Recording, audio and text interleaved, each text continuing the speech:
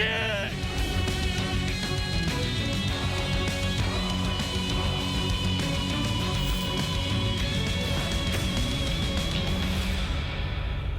네, 최민식 기자. 성남FC 후원금 사건은 이제 뇌물 혐의로 고발된 게 3년이나 더 지났고 또 경찰은 긴 수사 끝에 무혐의로 넘겼는데 이제 검찰 내부를 흔들고 있습니다. 네, 이 도화선에 불을 당긴 것은 현직 차장검사의 사표였는데요. 예.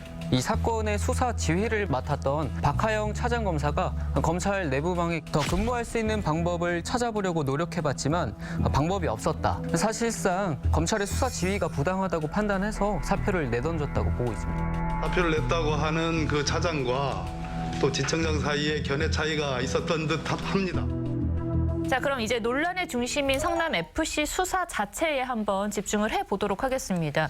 당시 성남FC의 구단주가 이재명 성남시장이었고 그래서 수사무마 의혹이 더 파장이 커질 수밖에 없는 상황인 것 같아요. 경찰의 수사 결과에서도요. 거대 기업들이 177억 4천만 원을 성남FC에 기부한 사실은 다 인정이 됐습니다. 또 그 성남시와 관련된 현안 민원이 있었던 것도 사실이라고 인정을 했어요. 그런데 경찰은 증거 불충분으로 검찰에 불송치 결정을 하게 됐는데 예. 고발인이 이의를 신청을 해서 검찰로 사건이 다시 넘어간 겁니다. 아, 그렇군요. 검찰 수사팀이 이 사건을 이제 보완해서 재수사해야 한다라고 했을 때는 나름의 이유가 있지 않았겠습니까? 네, 일단은 경찰 조사 당시에 청탁이 있었다라는 진술을 경찰이 일단 확보를 했었습니다. 예. 한 석 달이 지나고 나서 이제 보완 수사를 위해서 이제 추가 소환을 했는데 내가 그때 그런 얘기를 했었냐 이런 식으로 기억이 나지 않는다고 진술이 바뀐 겁니다. 검찰 내부에서는 외압이 있었을 가능성이 굉장히 높다고 본 겁니다. 어떤 사람들이 그때 당시 핵심 사건 관계인들이랑 접촉을 했는지 좀 알아보기 위해서 통화 내역을 조회해야 한다고 본 겁니다. 2021년 1월 달에 1차 조사가 있었고요. 예. 4월부터 7월 사이에 2차 조사가 있었습니다. 그럼 1월부터 4월 사이에 어떠한 연락이 있었을 것이다 추측을 하는 거죠. 예, 그렇습니다. 근데 이 통화 내역은요.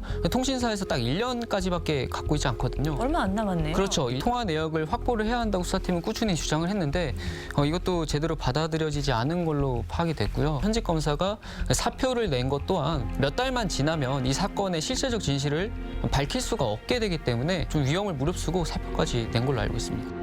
검찰 내부에서는 이 사건 구조 자체가 K스포츠 미르재단 사건과 똑같은 구조라고 보고 있습니다. 그래서 자금의 흐름과 용처만 규명하면 쉽게 끝낼 수 있는 수사라고 보고 있거든요. 예. 박은정 지청장의 수사 지휘 자체가 좀 납득이 잘 가지 않는다라는 의견이 굉장히 많습니다. 그 검찰 내부에서는 이 특임 검사를 임명을 해야 된다 이런 분위기가 굉장히 큽니다. 근데 특임 검사는 임명하기 쉽지 않지 않습니까? 그렇죠. 그래서 그 특임 검사를 임명할 수 있는 박범계 법무부 장관 쪽으로 법조계에서는 좀 시선이 모이고 있습니다. 이 논란이 커진 뒤에 박은정 성남지청장의 어떤 입장이 있습니까? 수사팀과 지청장의 견해가 서로 달랐던 것이지 수사 지휘를 부당하게 한 적은 없다는 입장이고요. 일선 담당 검사를 지청장이 불러서 질책했다는 보도도 하기도 했었는데요.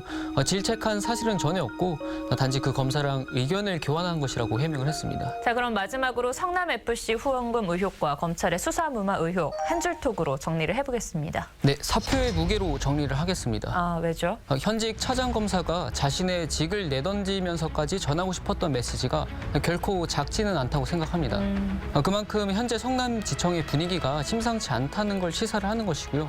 수사팀에서는 지금 수사기한이 딱 2달 남은 것으로 보고 있는데요. 남은 시간이 많지 않은 것 같습니다.